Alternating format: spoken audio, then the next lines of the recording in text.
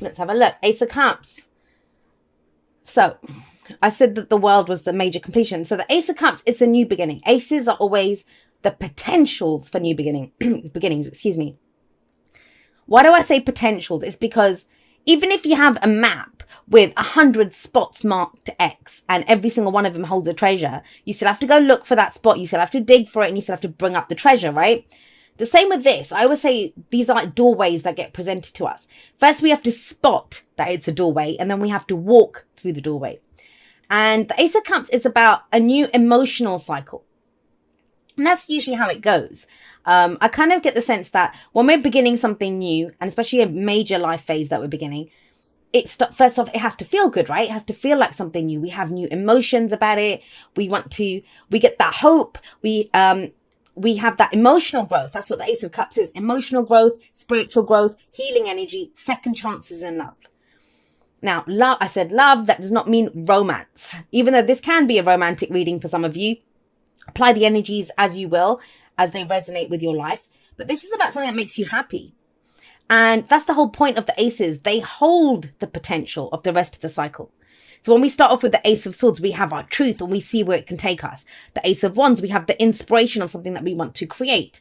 The Ace of Pentacles, the seed that we want to plant to grow something, right? The Ace of Cups is the same.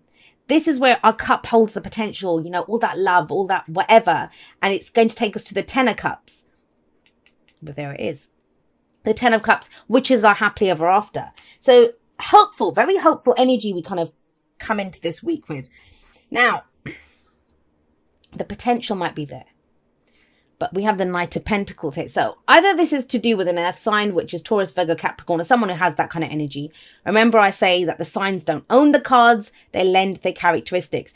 We have earth energy and we also have air. So we have, another Gemini, Libra, or Aquarius coming in. But with the Knight of Pentacles, this is what the focus is on. This is what everything revolves around. And it might be that, I kind of get the sense that there's some prospect that you see that could make you happy. But you want to take it slowly, very un-Gemini-like, or, whether it's I don't know, maybe it's not your choice, right? I kind of think it is with the Two of Swords coming up there, but the Knight of Pentacles goes very slowly. We have the slowest moving knight and we have the fastest moving knight in both in your spread. And the Knight of Pentacles goes slowly because he doesn't want to make a wrong move. Sometimes he needs, sometimes he wants a perfect plan. I'm not going to do this until this is perfect. But sometimes there isn't a perfect time. The perfect time is now, whether you have a great plan or not. It's about just going for it.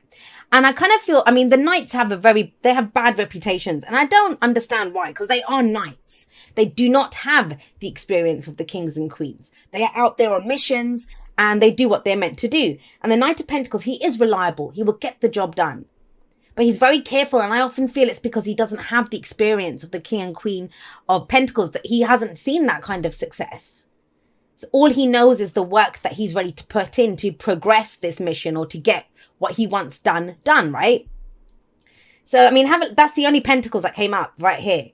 It's almost like you're trying to be very responsible, very reliable, take it one step at a time and to do this. There's this whole kind of sense coming in of, like I said, trying to be practical. That's what's coming in. Now, this seems to stem from this energy. We have the Queen of Swords coming up as a past energy. And like I said, that's air energy, your energy, right? It's general though. Be aware, energies can go both ways, especially if there's someone central to your story. This is to help you, the viewer who's viewing this, gain a deeper understanding for your highest good, right? And so with the Queen of Swords coming up here, she has gone through she's gone through every difficult situation that you can think of. She's been through it. She's sometimes called the heartbreak queen, the divorce queen, the widow queen, because she's gone through so much pain. But she's turned all of that experience into knowledge. And out of that knowledge has become this, I always see her as very confident. Whereas I think he lacks confidence in what he's doing. That's why he takes a step and says, am I doing this right? Is this right? That's the kind of energy of the Knight of Pentacles. With her, she doesn't care. She doesn't think there's any mistakes. She doesn't think that, that she can do it. She's not afraid to be who she is. Why? Because she survived so much. And what do I always say about the Queen of Swords? Damaged people are dangerous. They know they can survive. There was actually an Aquarian that got very offended when I said that. I said that in an Aquarius video once. And they got very offended. And I don't think they understood what I meant. Being damaged, that's not a bad thing. Those are your battle scars of everything that you've been through in your life. And she wears them with pride. And it's given her she's fearless now. She will speak her truth, because what can anyone do or say to her? But she also demands the truth back in return. So that's why she always has a sword of truth. You know, she's famously said that she will cut you if you speak. She has a very sharp tongue, and she will cut you with that if you bring bullshit to her. So with this card coming out as a past energy, it kind of feels here that, you know, this is coming into your own. This is knowing who you are. You have gained this knowledge from everything that you've been through. And that would imply that either what you're doing is something completely new, and it kind of feels like, it's, you know, are you considering doing something new? Because then you're being reminded you are the Queen of Swords. You're not actually the Knight of Pentacles. You don't have to go that slowly. Focus on what you know. Focus. You know, she's brave. She's courageous. I do see her as being brave and courageous, because nothing frightens her. She doesn't have faith in what's coming up or what people are saying to her. She has faith in herself. She has faith in the knowledge that she survived everything up until this point. She'll survive whatever else comes her way. So I kind of get the sense there's a kind of cautious energy here, especially with that column down there. But have a look at what's in the present. We have the Ten of Cups. Now I kind of get the sense that it's almost as if, I don't know, this could be a relationship, a job, a hobby, something that you consider, you're at this point, your cup is overflowing. You have this prospect of, oh my God, this could bring me great happiness, a new emotional cycle's coming in. Because you see this, you see the end game, you see where it can take you. And remember I said that the cycle goes from the Ace to the 10. Now that's the case for some of you. For others of you, this is about closing out this old emotional cycle. This old emotional cycle. Because how can we begin something new until this closes out? And that's how the cycles run. As we say happily ever after, take it from me as someone who has ticked off everything on their manifestation list quite a few times in my life.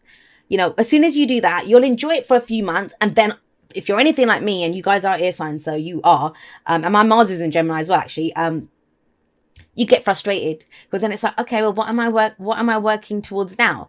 And I kind of get that sense that we always have this, we will appreciate what we have for a while, but then we change, right?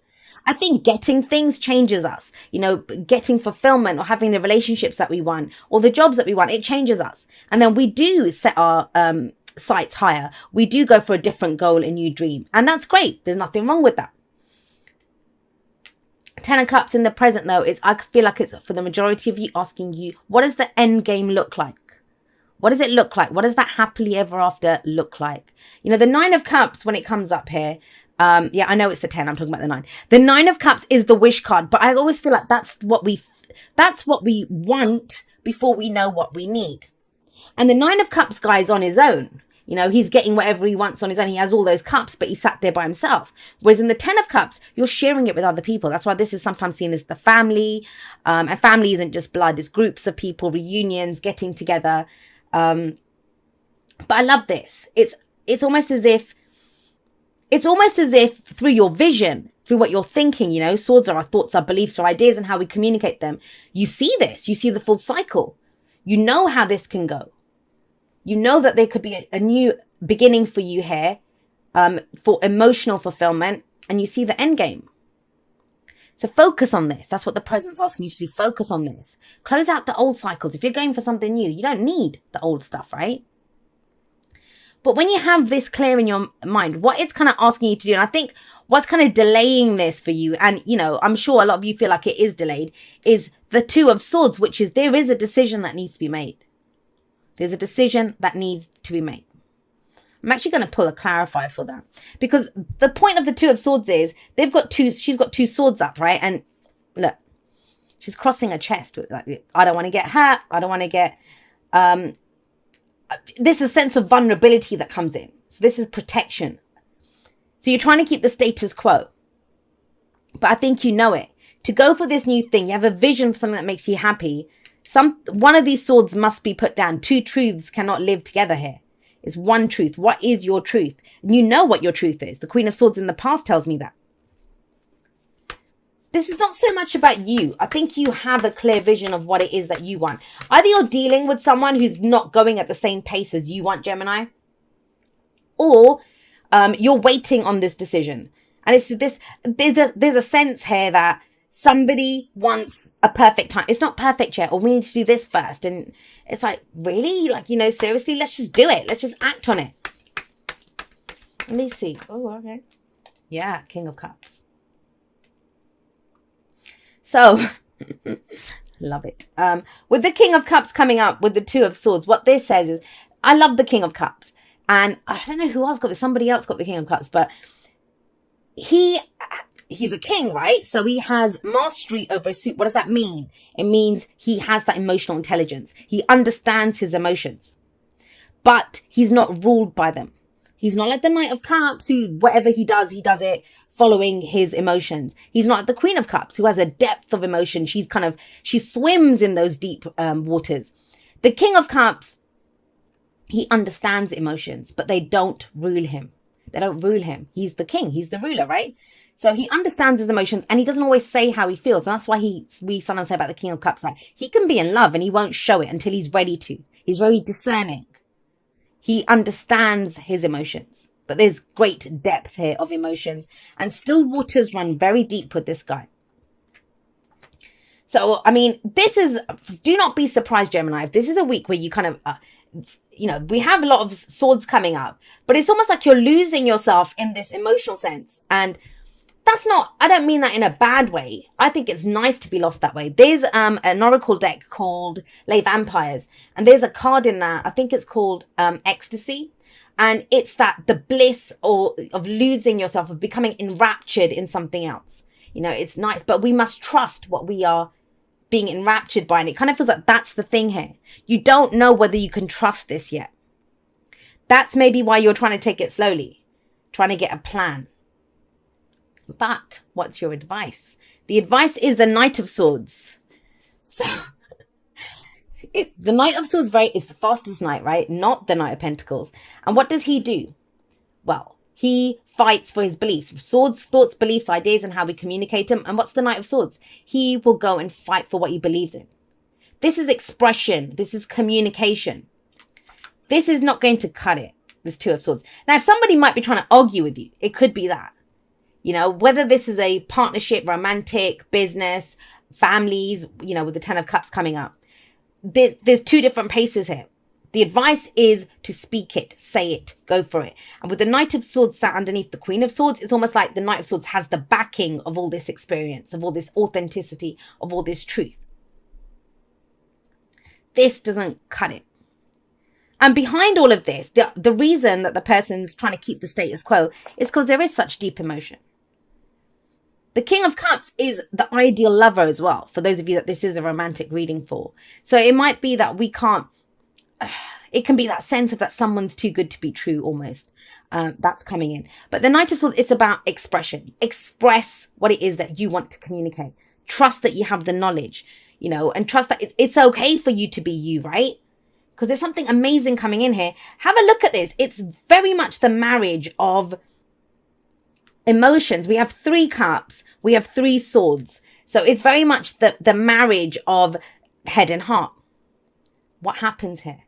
And yeah, there's this kind of cautious energy coming in the middle here with the Knight of Pentacles. But there's not going to be a perfect time for this. There's not going to be a perfect time.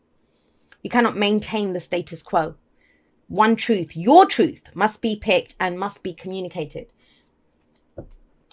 Let's see what the oracle cards say.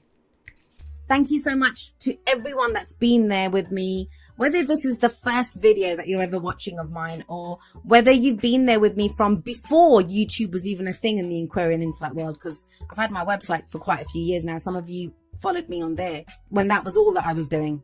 I'm so blessed that you guys are all a part of my journey, and totally and completely honored that you would make me and my messages a part of your journey. I never take that for granted. So I love you guys very much. I will see you next time, but that's all for now. Goodbye.